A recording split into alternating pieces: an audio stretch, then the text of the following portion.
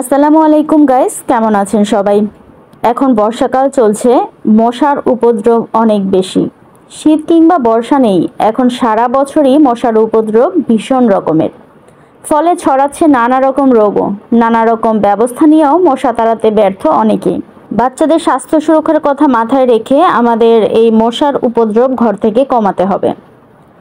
চাইলে এই ঘরোয়া উপায়ে আমরা মশা তাড়াতে পারি। কিছু ঘরোয়া টিপস ব্যবহার করে আপনারাও ঘরকে সুরক্ষিত রাখতে পারেন।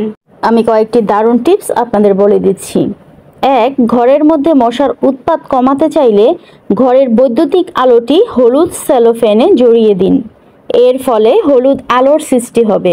দেখবেন মশা কমে গেছে, কারণ মশা হলো হলুদ আলো থেকে দূরে থাকতে চায়। ব্যবহৃত চা পাতা ফেলে না দিয়ে ভালো করে রোদে শুকিয়ে নিন।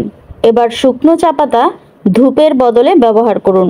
শুকনো চা পাতা পোড়ানো ধোঁয়ায় ঘরের সব মশা মাছি পালিয়ে যাবে। নিয়মিত চা খাওয়ার অভ্যেস আমাদের অনেকেরই আছে, তাই চা পাতাগুলো ফেলে না দিয়ে আমরা কাজে লাগাবো।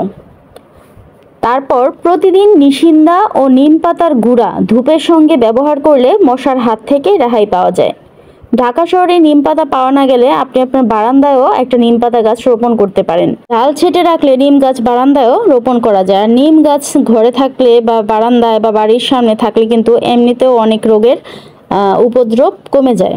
তারপর কয়লা বা কাঠ কয়লার আগুনে নিম পাতা পোড়ালে যে ধোঁয়া হবে তাতে মশা দূর হবে। আবার শুনুন, কয়লা বা কাঠ কয়লার আগুনে নিম পাতা পোড়ালে যে ধোঁয়া হবে তাতে মশা দূর হবে। আরেকটি টিপস হলো, কাঁচ ঢাকা বাতিদানি বা মোমদানিতে মোম জ্বালিয়ে তার উপর 2-1টা ব্যবহৃত মশা মারার রিপেলেন্ট রেখে দিন। আলোর সঙ্গে সঙ্গে মশা তাড়ানোর কাজও হবে। মশা তাড়ানোর আরেকটি সহজ উপায় হলো, কয়েক টুকরো কর্পূর আধা কাপ পানিতে ভিজিয়ে খাটের নিচে রেখে দিন। মশা ধারের কাছেও আসবে না।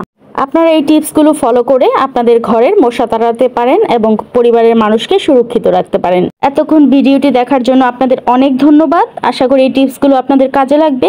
আপনারা আমার চ্যানেলটি প্লিজ সাবস্ক্রাইব করবেন এবং বেশি বেশি সাপোর্ট করবেন। সবাই ভালো থাকবেন। আসসালামু আলাইকুম।